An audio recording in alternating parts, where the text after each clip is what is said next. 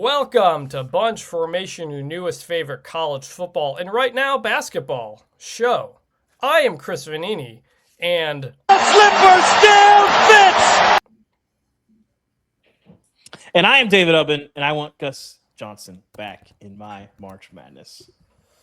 We are joined by the Athletics' Brendan Marks, our colleague. We love him, one of the best college basketball writers out there today. We're going to talk all about the NCAA tournament, preview the weekend. Brendan, thanks for being here.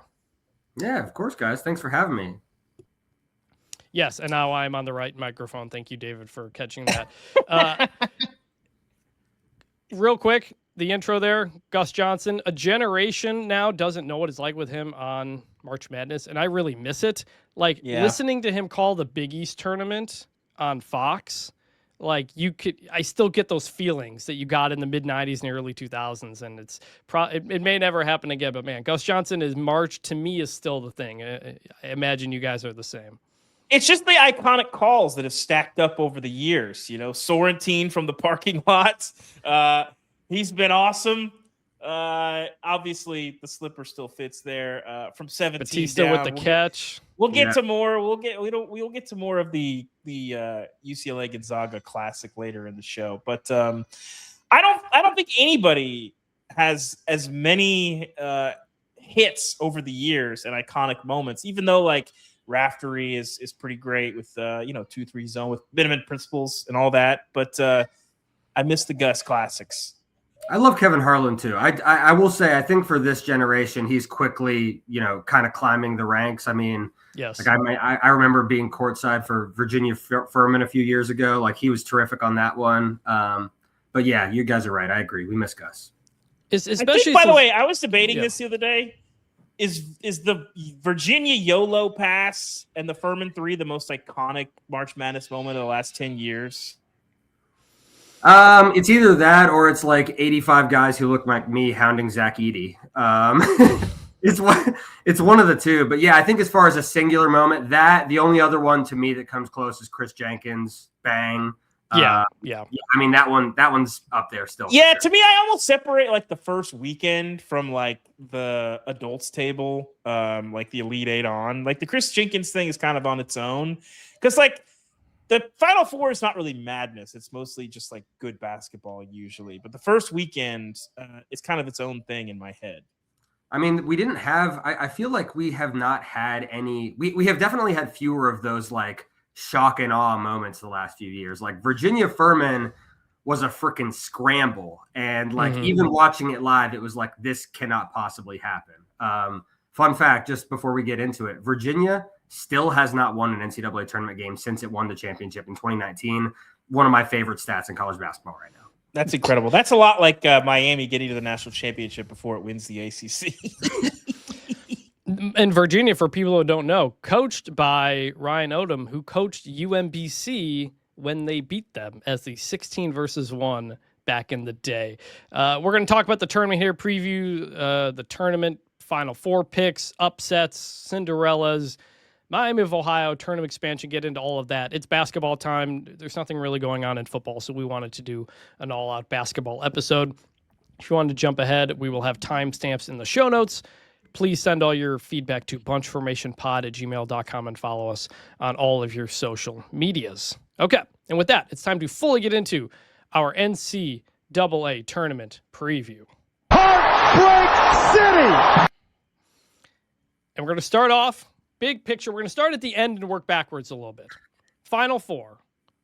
We're going to ask everybody their Final Four teams. I am going Duke, Michigan, Arizona, Houston. It's chalky, but I think we live in a chalky tournament right now. I have felt all year that Duke, Michigan, Arizona have been the three best teams in the country. I think it's been pretty clear. Three of the best teams we've seen in a while. They do have injuries. We'll talk about those in a minute. But that's my Final Four. David, what is yours? Don't trust Duke. I'm going Michigan State, carrying the flag for Chris. You can beat the Homer allegations. Florida, Arizona, and Michigan. Okay. Those are both respectable. I'm the chalkiest of all. I've got the 4-1 seeds. I've got Duke, Arizona, Florida, and Michigan. I just think that the top of college basketball has gotten to be so good the past few years. And I mean, we sort of saw it last year. It was the second time ever that we'd had all 4 number 1 seeds, obviously. And, Chris, to your point about Duke, Michigan, and Arizona, like any given year, any one of these teams would be by far and away the runaway favorite. And the fact that we've got all 3 of them this year, analytically, they rate out as 3 of the best teams in the last quarter century. I would be shocked if at least 2 of the 3 don't make it. And even with the injury situations, I like all 3 to make it to the Final Four. Dave, you had Michigan State in there. Seth Greenberg, who always loves Tom Izzo, he has a Michigan State national championship game. I love it. I don't know that the world or the state of Michigan can handle that. I'm concerned for your safety and the safety of everyone associated with the mitten. My concerns with Michigan State as an alum who has watched them very closely this year is that they very much have a ceiling. This is not a team that has NBA guys like the past. Jace Richardson went pro early last year. And like they've played well, probably as well as they could almost against Michigan twice and lost both times. And they lost to Duke at home. Another game where it was like kind of close, but never really like you felt like Michigan State was going to win. Jeremy Fears, terrific player. If you're not familiar with him, you're probably going to hate him. He very much plays that style of basketball of a guard who leans into contact, throws his head back. A couple of times has backwards kicked a guy in the nuts. He's new era Grayson Allen. Just call it like it is, Chris. He's new era Grayson Allen. He's kind of like the guard version of Draymond Green too, another Michigan State guy who kicks people in the nuts. I think Izzo has done a really good job this year and gotten the most out of them. I just don't think they're Final Four good unless you get a break or a favorable or draw. I like the draw. That's the biggest part of it. That's a tough region, but like you look at UConn, not like a little bit of name brand there. When I watched them, seen them struggle with some second tier teams in the Big East. I don't trust Duke with the injuries. Kansas unimpressive, although relatively high ceiling. I like the draw. I think they can sneak out of there. I just don't know if they have the offense. I think to Chris's point, like Izzo has done a great job both the last 2 seasons of really like maximizing what he's had. Yeah. But as we've seen, like historically, you got to have pros. Like you have to have pros to make it all the way. And if you don't, like as good as you are, and they play their style, they're going to be a meat grinder.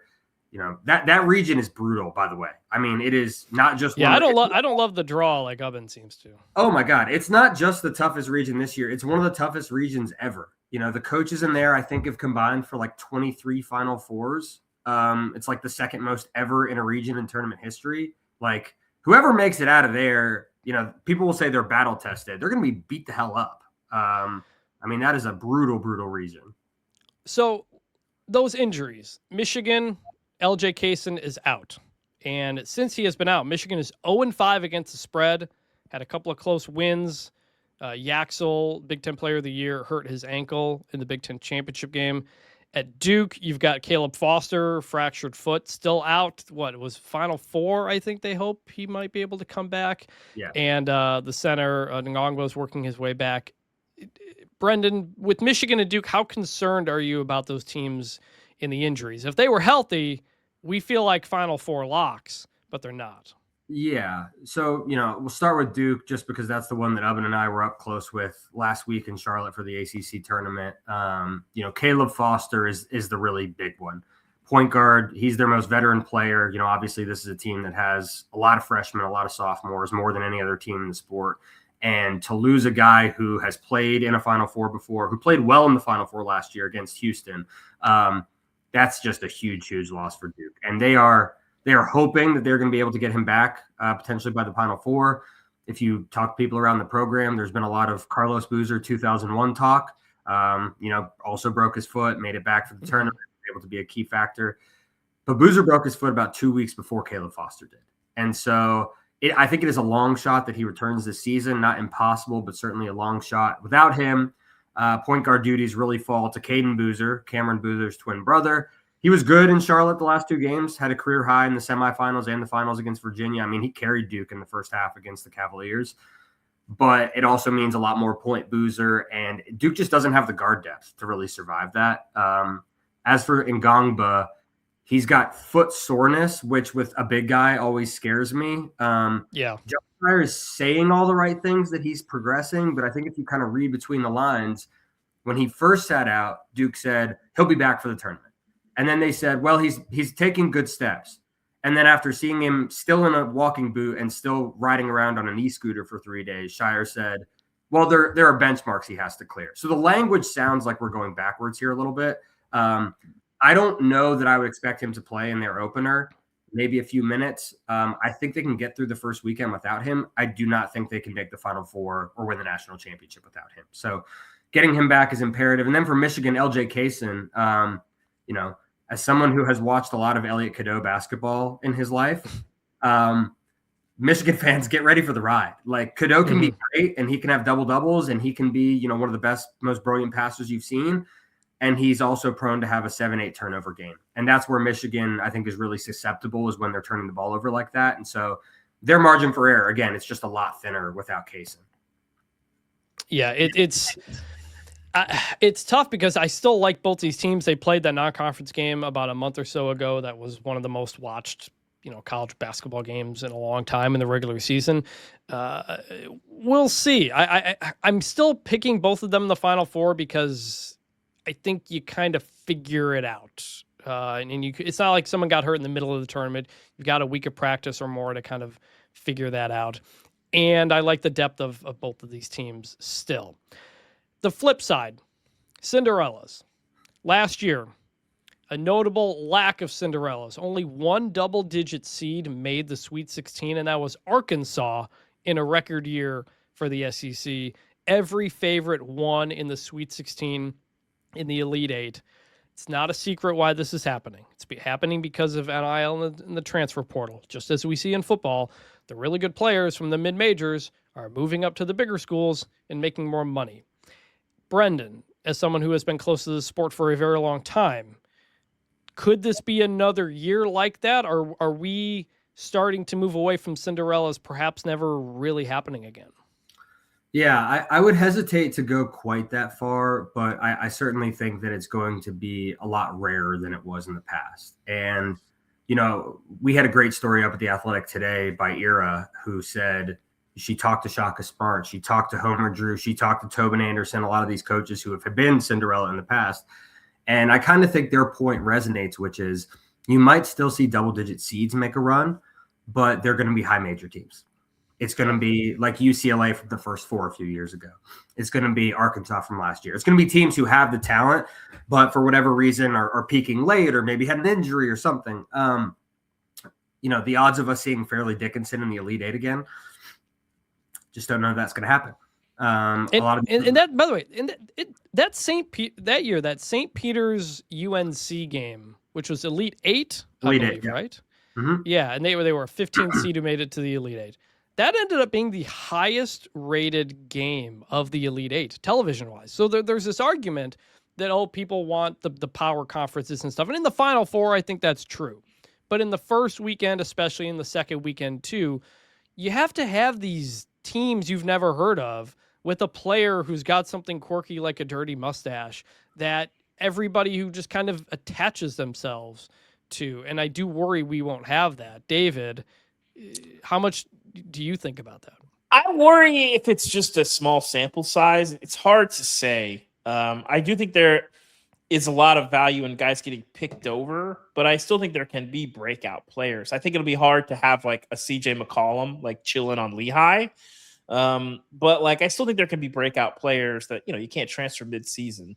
So I think the trend lines are pointing in a sort of unsavory direction, but I still think last year might have been a bit of a small sample size. It's a concern, but I'm not ready just yet to plunge a knife in the heart of Cinderella moving forward in the history of the sport. I think if I'm thinking of a player who might be something like that, TJ Power, who just had 40-something points to cap that comeback to beat Yale in the Ivy League championship. But even he started his career at Duke. He went from Duke to Virginia. Yeah. Yeah. So this isn't a guy who was, nobody had heard of him. Everybody had heard of him. He just made his way eventually to Penn. and I hope he keeps the bandage on the chin. Like, that's got to be part of the gimmick now. You got to have something. March is about random white guys with balling out in ways you didn't expect. And I think he is something that could do that. I hope we get some. I'm very concerned we get to a second straight year without really any mid-majors or upsets getting to the second weekend. I do think that will eventually start to drag because you want the madness. It says March Madness on the court. You got to have some madness in order to keep that up. And that takes us to Miami of Ohio. Oh, go ahead, Brendan. I was just going to say, I don't have any double-digit seeds in my bracket making the Sweet 16, but I think one thing that exacerbated the lack of Cinderellas last year was also the lack of close games. It wasn't just that Cinderella wasn't making it far. It was that, I think outside of Alabama and Robert Morris, which was a close game with about 4 minutes left, like you had a bunch of blowouts. And, even if it's not a team that actually gets over the hump, the fact that they're in the game for the entire thing is something that people can like captivate and like gravitate towards. So I would hope that even if we don't get some of these teams making runs, we don't have quite the disparity. But I know if you guys look at the early betting lines, it does not suggest that's going to be the case. Yeah. And heavy favorites last year won big. Like you said, there weren't major upsets in the first round of the tournament. That takes us to Miami of Ohio. They are probably the most Cinderella type of team. 30-1-0 undefeated regular season. They lost in the MAC tournament to UMass, so that they're now 31-1. But they get in, and they're in the first four, and they're playing SMU Wednesday night. So by the time you're listening, it may have already happened. But I found the conversation around Miami of Ohio to be extremely strange. It was very football-like. You had Bruce Pearl on TV saying they shouldn't be in, and he's partly saying that because he wants his son's Auburn team to get in. But it wasn't just him. Tyler Hansborough said something similar. You have all these people coming out complaining about the schedule. I couldn't believe this. I was very, very surprised. It feels like football now where people are mad at Cinderella and that the idea that they are taking a spot from a power conference team. Brendan, like, were you surprised that people kind of didn't rally around them as much as a St. Joe's back in, like 2004? I was surprised that people didn't rally around them, but I do kind of get it. I mean, it's that Miami of Ohio is a team that people want to adopt once they get to the NCAA tournament. They're not a team that people are going to necessarily like rally for and go to bat for. But if you watched any Miami of Ohio games this year, I mean, a third of their games came down either to one possession or overtime. Yeah. And, I mean, they won 9 games by like the thinnest of margins. I mean, they're making buzzer beaters. They're, tipping things in. They're getting last second blocks. Like they were just like the ultimate YMCA team that refuses to give up the court in the best way possible. And so at the end of the day, to bring it back to football, the games have to matter, right? There's no way to get people to support the NCAA tournament, to watch the NCAA tournament, to want to be involved with it, if a team wins all of their regular season games and then does not get in. That is a farce. That is not a real tournament if you have that. And so I think, again, kind of as you saw with football this year, it was a little bit more nuanced with Notre Dame and Miami, but the games have to matter. And I'm thrilled that Miami of Ohio got in. I know they were in the first 4. I thought it was interesting listening to Keith Gill, the selection committee chair, say that they weren't even the last team in. They were the 4th class, and then they got sort of scrubbed down in the process. That was encouraging for me to hear that it was not as close as we thought. And then look, I've got them beating SMU in this game. I think they can win a game. I don't know if their defense is going to be able to hold anybody under 80 points. Yeah, for people who don't know, Miami, Ohio, one of the highest scoring teams in the country, also gives up some of the most points in the country. They play entertaining basketball. Free advice, take the over. Whatever it is. If it's like 190, I might take the over. Seriously. But they I think can win a game. And again, they're a team that everybody wants to rally around. You've never heard of these guys. And it's a great story. It's why we love March. Like I was surprised more people didn't rally. I think in general, like I'm with you on the farce allegations. At the end of the day, they were the most compelling team in college basketball this year because, like, if you think about the number of teams that were talkers that people just yelled about all season long, they were like the top of the list by a mile. People can respect Duke and, talk about Cam Boozer and Michigan and Florida and all this stuff. But like there was more conversation about Miami than anybody else. You have to have that team in the bracket. What are we doing? Like it was insane that it was even there. I think Chris got mad at me because I said it would have been very funny if they had not made the tournament because I'm not tied into Miami. Funny, yes. Farce, also yes. So I'm glad that they're going to be here. I'm a little bit torn on them in the first four, but it's a compelling matchup for the first four. My only criticism is that we don't get Miami of Ohio against Auburn in the first four because I would have liked to have seen that. If we're leaning into TV production, I don't know how we didn't get that, but I'll take SMU. Yeah, and so SMU kind of faded down the stretch, but they were out without BJ Edwards, one of their best players. Seems like SMU says he's going to be available, but you kind of never fully know these things until it happens. So I will say, did you notice there was a lot of if the guy was playing, schools like sending out releases ahead of Selection Sunday of like, hey, don't penalize us, don't knock us down a seed line. I feel like it's a Jordan Travis effect. Yeah, too. It feels like it's coming over from football because the most infamous example of this is probably the least one that I remember is Kenyon Martin back in the day. But if I recall, Cincinnati hung on. They were still like a 2 seed in that tournament, right? They didn't get very far, but they weren't penalized for that. And I don't know if that's a committee thing, but it feels like if what's a good example? Like, Michigan State or whatever. If Jeremy Fears had broken his leg in the Big Ten tournament, I wonder if they get bumped down to like a 5 seed. It feels like the committee is operating with sort of different parameters around injuries than they have before in the past. And by the way, like Tom Izzo will be the first to tell you, his national championship in 2000, they got lucky that Kenyon Martin got hurt and didn't play, and Cincinnati wasn't in that. Like it takes luck to make a run and win a national championship, which I think is what makes it so frustrating for Michigan State fans, for Izzo to have all these Final Fours, but only one national championship. Meanwhile, every 4 years, UConn goes like down, misses the tournament, then wins the national championship, misses the tournament, wins the national championship, and Izzo just can't get that second one. It takes luck sometimes, and you got to have a Kemba Walker or a Shabazz Napier kind of have the run of their life. It just happens sometimes. On the Miami of Ohio point, I saw someone on Twitter the other day say Miami of Ohio getting in is like if Akron went 13-0 and made the college football playoff. Yeah, not even close. It's like, yeah, they would. They would, and they should. Because and also not close to that. Not the same, but yes. And so, like, there are some metrics that are in favor of Miami of Ohio. There's a new metric this year, wins above bubble, in which they were higher than Iowa, which I think was a 9 seed, higher than Texas A&M. So, like, everybody pointed to the net, and the net was bad. But I believe the RPI was quite better, and it just kind of depends the way you look at it. But at the end of the day, they went 31-0 in the regular season. Like, you want them in. You want to see how they hold up against all these other teams. So, quick take, by the way. Yeah. Too many metrics. I don't know what the difference between the net and the RPI is. I see the numbers. Like, guys, can we simplify, please? Well, Ubben is that meme where it's ball knowers and analytics nerds, and the ball knowers are looking out at the sunshine, and the analytics nerds are looking at the dark, gloomy. It's too much. Like in football, we just don't. In football, we don't have this. It's like football. It's like, okay, we got wins over like 500 teams, like top 25 wins. That's kind of like the main metrics.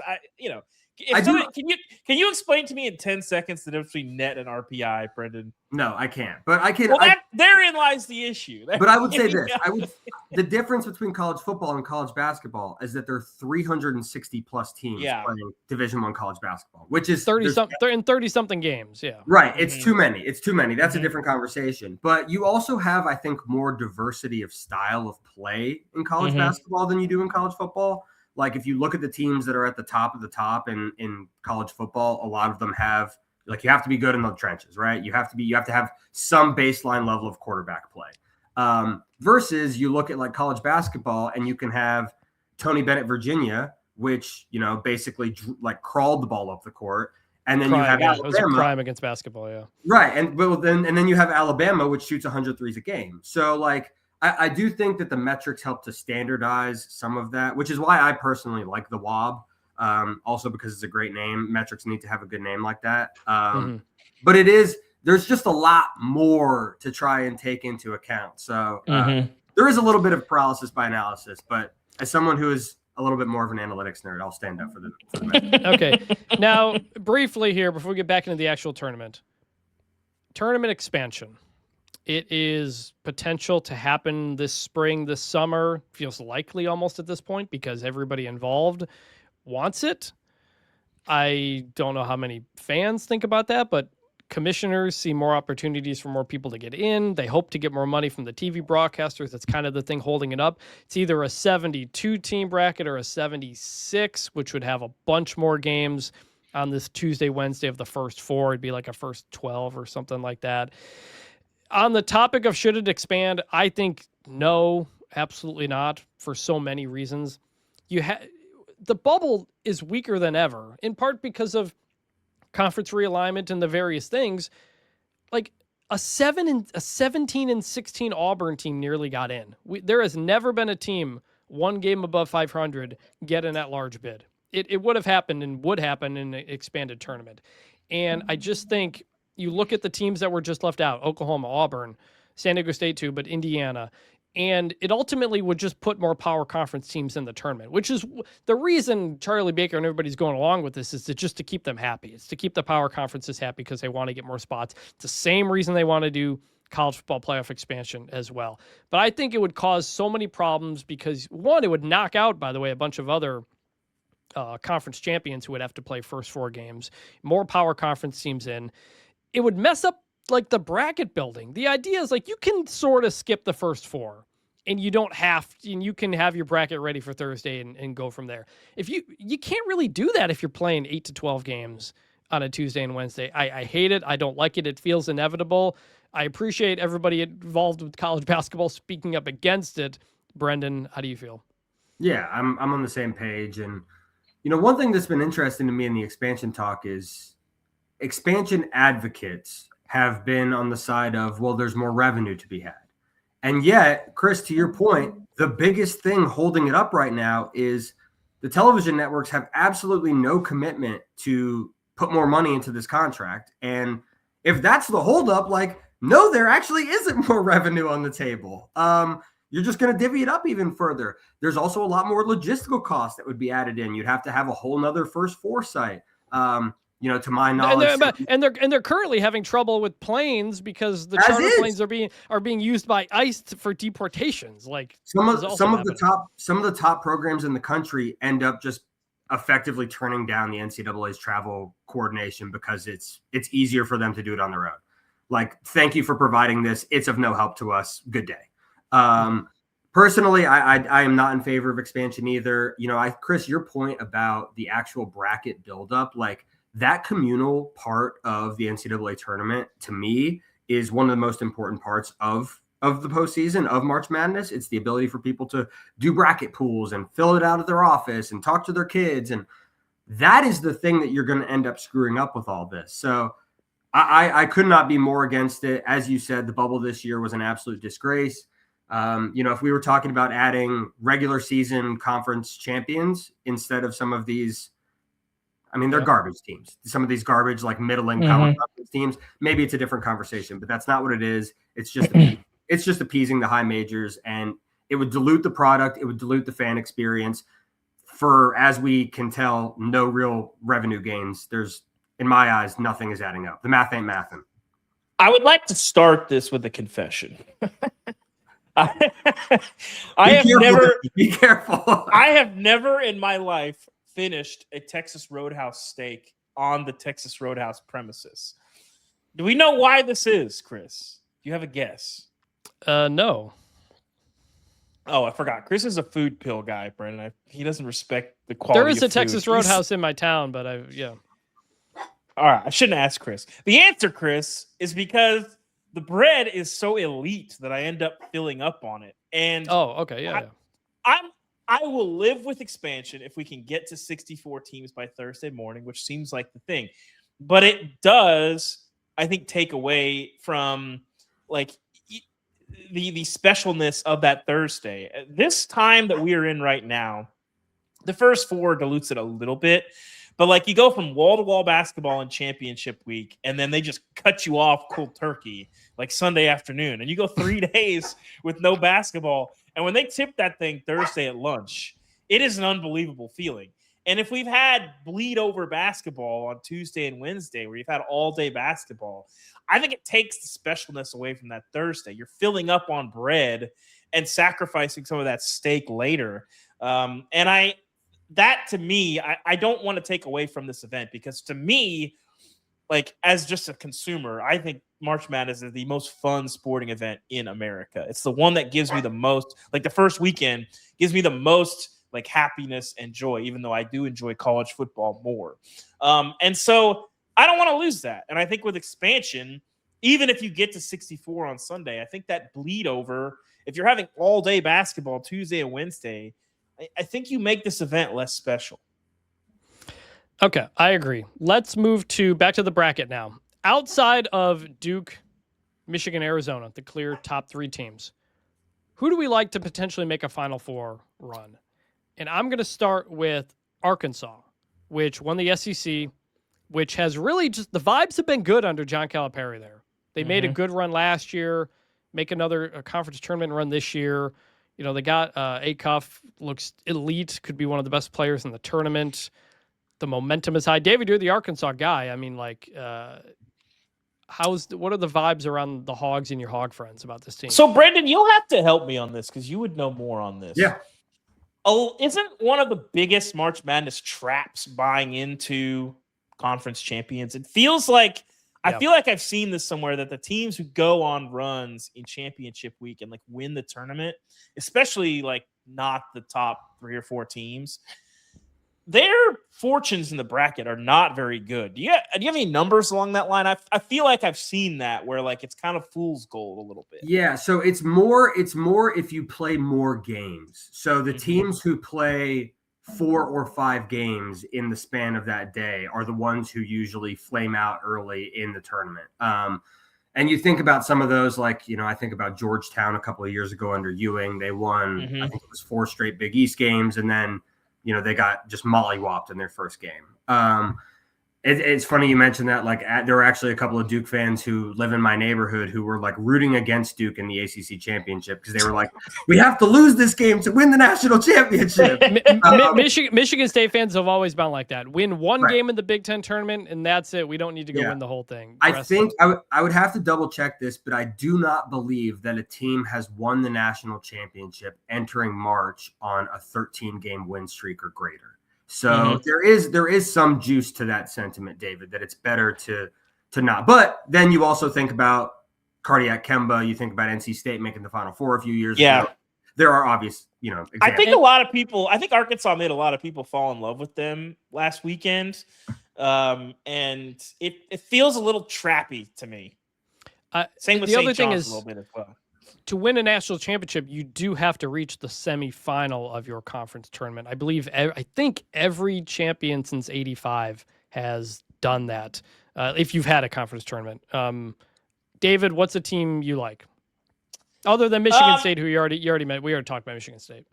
Yeah, I mean, I don't know if we can count Florida, but I feel like people are kind of sleeping on them a little bit, getting smacked by Vandy. I haven't seen a lot of that conversation. I don't know if we could throw a 1 seed in there.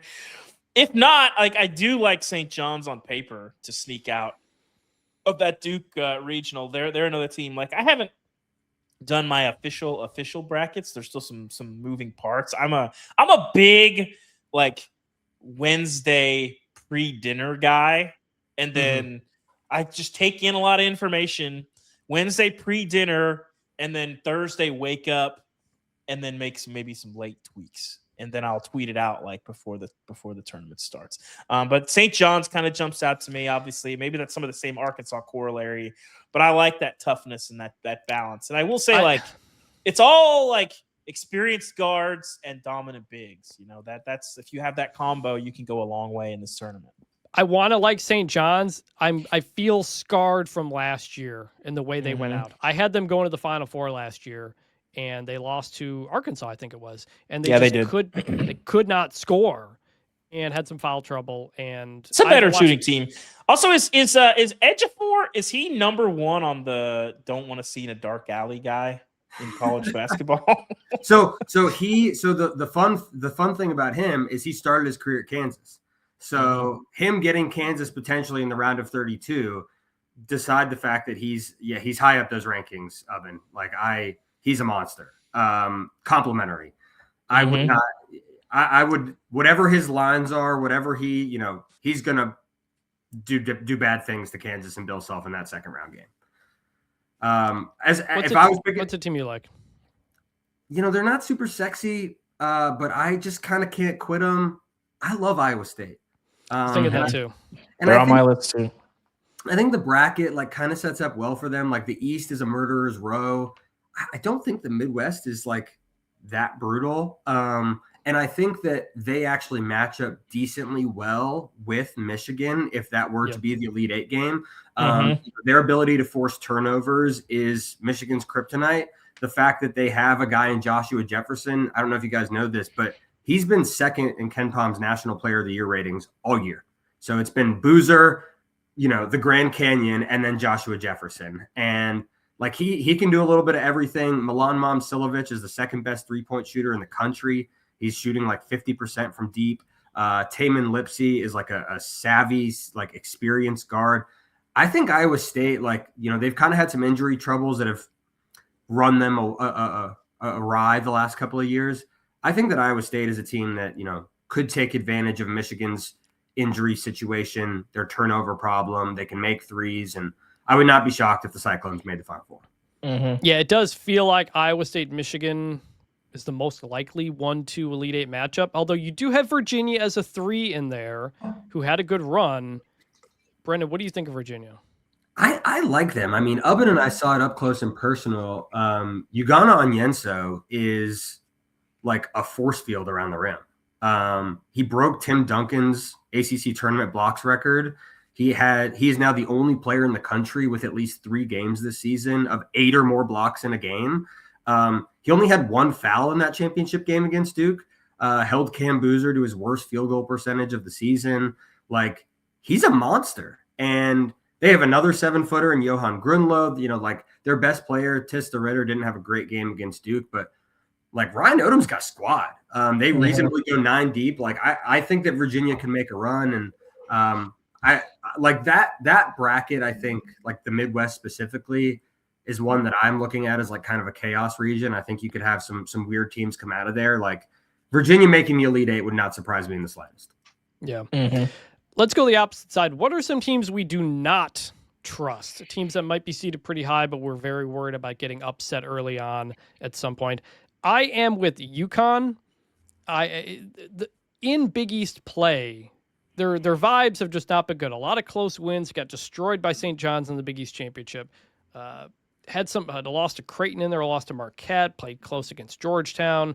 It hasn't, they won back-to-back national championships not that long ago, but it feels like this team has been very, very up and down. They are in a very difficult bracket, like we just said. Potential matchup with UCLA in the second round. UCLA, a team that's red hot right now, assuming Donovan for UCLA.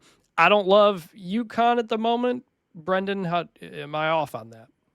No, I think that, the St. John's matchup is a tough one for them, but you're right. They have not, I went up and spent about a week at UConn during Snowmageddon in late January. And at the time, UConn was peaking. They looked terrific. They were number 2 in the country. And since then, they just haven't quite taken that next step. I will say I'm not a smart man, but I am not dumb enough to pick against Dan Hurley. I have in my bracket at The Athletic today, I've got UConn in the Elite Eight. I do still think they have the pieces. But do I feel as confident as I did a month ago? Absolutely not. They just don't quite have the killer instinct that some of his past teams had. Solo ball is great at times, but he can shoot you out of games. If Terrace Reed gets in foul trouble, things get murky. The high seed that I'm fading is I don't care that they won the Big Ten championship. It's Purdue. I want nothing to do with Purdue. Yeah. Their 2-point defense, I think that, Ubben and I could run a pick and roll and probably score on them. Which is crazy. Like Purdue, like the team that has been defined by defense for a generation, is very poor defensively. Their 2-point defense is rancid, and it was last year too, and it's why they didn't make a run. I'll also say this: the Braden Smith assist record pursuit thing, I think, has been interesting. He's going to get it. I think he's been hunting it recently to the detriment of like taking open layups. I don't think they have a terribly difficult path, but I have no faith in the Boilermakers' ability to get enough stops to win some of these close games. Mm-hmm. I will say I like UConn because I like calling solo ball Lance Armstrong, but the team that I do not trust is Duke. I've seen them in person like 4 times. I don't get it. Like, I get that they have the best team. The injuries are a problem. It's like their floor is really high, but I think Duke's going to be probably the most frequently picked national champion, and they're just really flawed. Like, I want them to have a little bit more shooting. Cam Boozer, I like him. He's a great player, but I don't love their depth. I just think they're really gettable by the right teams, and the injuries obviously are a major issue. I want to be wowed more watching Duke, and I don't see it as much. Like, you look at them, I watch Michigan, I watch Arizona. They wow me a lot more than Duke has, and I like the pure will of Cam Boozer, like just bowling over people. But we saw, like, with Onyenso, like, if you get somebody in there with some length, then what is Duke? I don't know. I would say this. I mean, yeah, Brendan knows Duke. You lay it out. They're 7-2 in 2 possession games this year, including come from behind wins against Florida, Michigan, Michigan State, and Arkansas. I think one of the big concerns with Duke that a lot of people have too is John Shire, and it's hard to get the Houston game from last year out of your head. I had somebody text me today and be like, I see you've picked Duke to win the national championship. Were you at the Houston game last year? And I'll say that I think John has gotten a lot better than like last year. In Duke's 4 losses, at the end of every single game, it was Cooper Flag ISO. And that's like what I would do in like 2K when I was 8 years old. And that's not good enough. And so I think he has grown a lot as an actual tactician. To David's point, they are not sexy. Last year's Duke team was sexy. Mm-hmm. Pros, pizzazz, shooting, shot blocking. This team is Con Knippel is going to be Rookie of the Year. It's him or Cooper Flag. They got both guys, and they couldn't beat Houston. Correct. And this team is I've compared them to a boa constrictor. Like, they put you in the mortar, and then they just pestle you to death. Like, they grind teams to dust. And to David's point about the injuries, I am worried about them, but it's a pretty nice luxury when your starting center is out and your backup center is the ACC Defensive Player of the Year and 6th man, who has go-go gadget arms. So I am. It is risky to pick Duke. I am picking Duke. I think that Cam Boozer is an inextinguishable winner. He won 4 state championships in high school. He's the only player ever to win 3 Nike Peach Jams in a row. Duke won the 2 games Duke lost this year were by a combined 4 points when they led by double digits in both games, and one of them was in a game they led for 39 minutes and 59 seconds.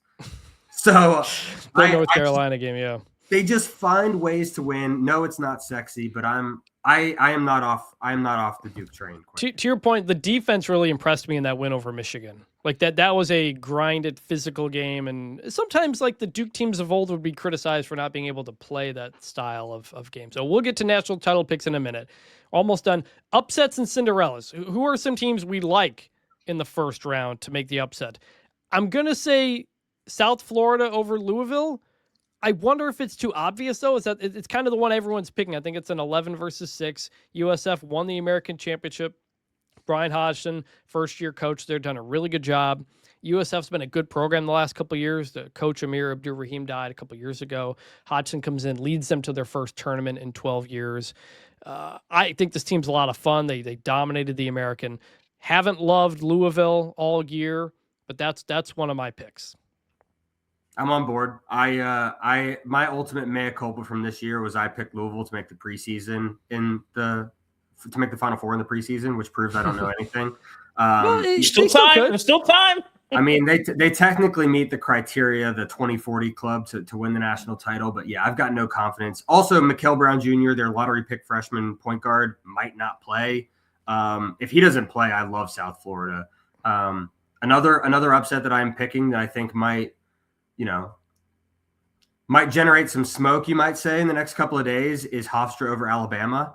I had actually picked that game before the Aiden Holloway news. He's not going to be playing in their first round game after. Alabama's second leading scorer, likely out for the weekend after being arrested for marijuana possession. Yes, for having a pound of marijuana. A pound of marijuana. A pound. I thought we were done with this in the NIL era, by the way. I will say. Not for a pound. Not for a pound. Yeah. We're not. Not the rest of people for weed, but like guys, you don't want to go too far, but it's like there's a lot of smoke, no pun intended, around like dealing it. And so if you're gonna like when you were making money with NIL, like in the old days, it made sense when guys didn't have money, but now it's like I kind of thought we were done with guys getting popped for having like a lot of weed. I had Hofstra beating Alabama. That's one of my upsets. Speedy Claxton, who is that would be a 13/4, by the way. Yeah. Mm-hmm. Yeah, so I had Hofstra there. Speedy Claxton's their coach. He was obviously a star point guard for Hofstra under Jay Wright when they made the tournament the last time, I think in 2001. Hofstra knocked off Syracuse this year. They shoot the three pretty well. Their 2-point defense is good. And Alabama, they obviously can get as hot from three as anybody, but Holloway's one of their microwave perimeter scorers. And I think if Hofstra can, like, tempo-wise, can Hofstra hang with Alabama? No. But I think if you can force Alabama into a chuck fest, there's some potential here for the Pride. So I've got Hofstra. And again, with the Aiden Holloway news, I only feel, slightly more confident in that pick. By the way, Hofstra, I got Akron. Go ahead. Well, by the way, Hofstra, the Hofstra Pride, they used to be the Hofstra Flying Dutchmen. Until 2001, when they changed it to Pride, they were the Flying Dutchman, or the Dutchman, basically the heritage of the founder, William Hofstra. I don't know why that name changed. Like, there are a lot of, college nicknames that needed to change and have changed. I don't know if Flying Dutchman was that bad, but I'm going to. My biggest college sports take is we need to have a grace period where if you have Tigers or Bulldogs or something, then you get to change it with no penalty, no criticism. There's too many of it. This is why big fan of like Gators and Razorbacks and, normal animal mascots that are fierce. Anyway, I got Akron, the Zips, baby, over Texas Tech. Mm-hmm. They want to run. They want to shoot it. No JT Toppin. Could be a problem for Texas Tech. I like it. Give me the Zips to spring an upset. Two bid MAC, Akron and Miami of Ohio both made it. I think Miami gets smacked actually in the first four, and I think Akron wins. Don't say that. I don't want to hear that. I don't want to hear that from you. I've watched too much Miami basketball. Again, you can't go 31-0 without being a good team, but also they are not a very good team. Neither is SMU. SMU's not. SMU. I mean, they've had some bad buzzer beaters that they've been on the wrong end of, but I have no confidence in SMU. Mm-hmm. Coach of Akron, by the way, John Gross, former coach of Ohio when they beat Michigan and went on a Sweet 16 run back in 2012. He then went to Illinois, didn't have a great run, but he's done a really good job at Akron. This is their fourth NCAA tournament appearance in the last 4 years. Haven't won one yet, but been pretty close. Also, he and Miami of Ohio head coach Travis Steele are half brothers. I actually didn't know that. I didn't know that. Wow, small world, yeah. I didn't know that until yesterday. Vannini breaking news on the pod. Love it. No, I gotta give the credit. Nicole Auerbach had John Gross, I think, on the radio and mentioned it to me. I was like, I didn't know that was a thing, and I looked it up, and yes, obviously people do know that. But a little fun fact there. But we want upsets. We want Cinderellas, USF, Hofstra, Akron. Another one potentially, Brendan, I'm curious your thoughts. VCU, North Carolina. You got Phil Martelli Jr. coaching VCU. People like that team. UNC's been kind of up and down. You're a UNC guy. Is that one to keep an eye on as well? Yeah, 100% it is. I couldn't quite get there. Hubert Davis has a really good first game in the NCAA tournament record. I think his average margin of victory in first-round tournament games is like 29 points. Pretty good. Dating back, they like crushed Marquette the year they went to the Final Four. Last year, they obviously had a big win after squeaking into the field. I think they have enough to beat VCU. Henry Vessar is still there.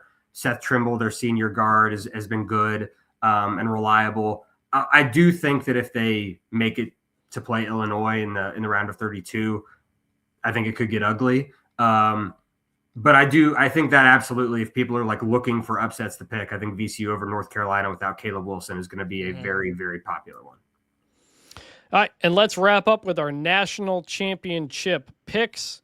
I am going with the Duke Blue Devils over the Arizona Wildcats. I went Arizona over. Go ahead. You go ahead. I went Arizona over Florida. I fear I have fallen victim to the same Arkansas criticism that we saw before, but Arizona, I just love that inside-outside combo. Tobe Awaka, Jaden Bradley. I love this team. A lot of options, a lot of guys that can shoot, a lot of low post play. They got everything. Arizona over Florida. Here's my concern, David. Did you know the last time Arizona made the Final Four? Oh, was it 1994 when they lost to an upstart Arkansas team with Damon Stoudemire and Khalid Reeves? Close. It was 2001. It was 2001, the year Miles they lost Simon. in the Shout national. Out, yeah. The year they lost in the national championship game. This is a program that has been very good for a very long time, and it's always so hard to trust them come March. They have, for the last 5 to 10 years, are always getting upset by somebody. But I do think this is a complete team. I do think they went through a gauntlet in the Big 12. They're tested. I'm going to go Duke over Arizona. That would be Arizona beating Michigan in the Final Four for me as well. Brendan, what's your national championship pick? Yeah, I've got copy paste what you've got, Vannini. I've got Duke and Arizona with Duke as the champion. These two teams are the only two teams ever to rack up 12 ranked wins entering March Madness. Both of them, I think Duke's 7-2 in 2 possession games. Arizona is 6-2. They both have these marquee victories they both beat Florida. Arizona beat UConn at UConn, despite the Huskies being down a couple of starters. Jaden Bradley, Big 12 Player of the Year, I think is the most clutch player in America. We saw what he did in the Big 12 tournament against Iowa State. And then Duke, again, like I said, they've got Cameron Boozer. They've got the best player in the country by a mile. And I think there is a chance that Caleb Foster tries to come back if they make it that far. Ultimately, I think that John Shire has learned enough from last year's failure to make it all the way back. I think that Tommy Lloyd, this is the best team he's had yet in Tucson. I hope that is the championship game we get. It would be an all-time championship game between, in my eyes, 2 of the best teams we've had in probably the last decade. It's a coin flip, whoever you want to take. But for me, it's Duke to win the whole thing. I am so excited for this. Like every time when the week comes, and David, every year he's gone for the first weekend. You and your friends go to Vegas? I think you're going to, so you'll be going. No, we don't do Vegas. We rent a house somewhere in America. Oh, that's right. It's Ari. We rotate. It's Chicago. Yeah, Ari definitely does Vegas. No, we're doing Chicago this year, so I'll be out. I fly out there Wednesday, see some folks. It's gonna be a good time. Fun. Okay, all right, I got another story, but we'll do that. We end the show the way we always do, and that is by remembering some guys. That was way too loud. All right. For that. I miss Steven Dazio, but it feels appropriate. Brendan, we end every show by just naming some former college football player, usually that we remember. And in this case, we're going to do college basketball. And for me, I'm going to go with Ali Farokhmanesh, former Northern Iowa guard, made the shot in the 2010 second round. The ballsy shot when instead of running the clock to help beat number 1 seed Kansas. I remember I was in the Michigan State locker room.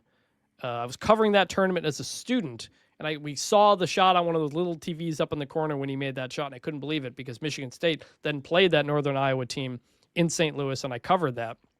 Ali Farokhmanesh was on the cover of Sports Illustrated, classic March hero, Cinderella type of run.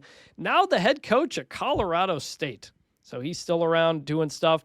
And also, that 2010 Final Four, I was a senior at Michigan State that year, and they went on a Final Four run from Spokane to St. Louis to Indianapolis. And so we were gone. I was gone for almost a month of class when you're a student reporter. And one of the classes I was taking at that time was bowling, because I'm a senior and you just need some credits. You go to the union to take the bowling class in the basement of the union. All you got to do for the bowling class is show up. But I couldn't show up because I was gone. I think the class was on like a Thursday or something. And they almost failed me from bowling class. And instead I had to write like an essay on the history of bowling or something like that to get out of it. But I always remember Ali Farouk-Manesh, that MSU run when I'm covering that Final Four team. They hit the buzzer beater, Corey Lucius, to beat Maryland to even get to that game. And me almost failing a bowling class. That's March Madness right there. I love the frenetic pace of it. I love covering it. Not really doing much this year. I'm jealous of you, Brendan, but that's my guy. It's that Michigan State education, Chris. Missouri's not for everybody. What can I say? Chris, I was really hoping that the direction that story was going to go was you like bowling alone in Spokane and recording yourself and sending it to your professor as proof. Yes, I have showed up. That should be an option. Yeah. That really should be an option. Absolutely. I was really hoping that's where you were going to go. David, who's your guy? We mentioned Gus at the top. I do think that Gus's magnum opus is the final 5 minutes of UCLA Gonzaga in 2006. It's probably my favorite March Madness game ever, mostly because of Gus. If you've not seen it, you should go see it. It's on YouTube. And in that moment where Adam Morrison looks like the loneliest man in the world, it makes me incredibly sad to watch it. JP Batista has maybe 40 of the worst seconds in the history of college basketball. They're up 3. And he fouls on a loose ball with 20 seconds left to give UCLA some hope, and then commits the turnover to give them the go-ahead. And then Derek Ravio tries to kind of commits a turnover, and then Adam Morrison crumples into a ball. It's incredible drama. It's the tournament in perfection. It's the agony of defeat, the thrill of victory, the highs, the lows. And JP Batista is a main character in that. And of course, Gus Johnson. Batista with the catch. One of my friends had that as his ringtone for like 4 You got to years. say it the way Gus said it. Come on. Batista with the catch. Yes. I think you broke the speakers there. Couldn't even register that. Batista with the catch. Exactly. Also, another great line. After UCLA takes the lead and Ravio moves the ball up with Gonzaga, Gus Johnson goes, Ravio, last chance to dance. Yeah. And then he turns it over. Great call. City it's 3 iconic calls in like 10 seconds. Last chance to dance. Heartbreak City. That was that game. Gus was in his bag. Yeah, I watched that yesterday to get in the mood. Man, what a game. It's incredible. Incredible. You know what I watch this time of year? The YouTube video that is the Gus Johnson calls set to Fort Miners. Remember the name. That video came out when I was in college. I watch it every time. Again, it's that game UCLA Gonzaga, and it's the Dunk City compilation. My two. The Dunk City one is a classic. Yes, I to get in the spirit, I always go and watch a couple of last One Shining Moment. Just to get a little bit in it. For me, the guy I'm going to go with is Ryan Arcidiacono, and from Villanova. And the reason I'm bringing this up is a good buddy of mine, Taylor Sharp. Shout out to him. He's got a new documentary that just came out this week called 4.7 Seconds. And it's all about the end of the North Carolina Villanova national championship in 2016. Obviously I think that is the number one shot in March Madness history. Buzzer beating 3 to win the national championship, especially after Marcus Page. That Marcus Page shot, by the way, that he hit before to tie Lost to time. That is an all-time shot. The double pump. He thought he got fouled. Yeah. By the way, Brandon, I don't think you look unlike Ryan Arcidiacono. You got a little bit of Arcidiacono vibes. I'll take that. I'll take that. But no, that's one for me. And I remember, I was a student at North Carolina at the time, and after that game, walking around campus the next day, it was funereal. Like it was as if something had died. And that night specifically, I was watching the game at a friend's apartment. And I remember watching, sorority girls walking back to the sororities and quite literally falling out in the yard in tears after watching the game. My friends and I went to the local gym, Woolen Gym where Michael Jordan used to play pickup, and tried emulating that shot. And I was Arcidiacono, pitching it back just to see how difficult this was. But that one for me, shout out Taylor Sharp. His documentary just went live. Taylor's a good buddy. And, that one, I'll say this, as great a game as that was, I am so grateful not to have been covering that. What an absolute that would have been a mess. nightmare. And that sounds like if that was at Michigan State, they would have burned some couches. So I think just kind of being sad at a sorority is probably a good way to go. Also, Ryan Arcidiacono, one of those names where some people think his name is Archie Diacono and not Ryan. So one of those names as well. And we got a nominee here from a listener, Brian DiCenzo. In honor of March Madness, I have to go with Matt Trannon. He still holds the Michigan State record for receptions in a game and had a 14.11 rebound game against Ohio State. One of those football, basketball guys. We don't get many of those anymore. But shout out to Matt Jones. Used to be a thing that, remember some guy.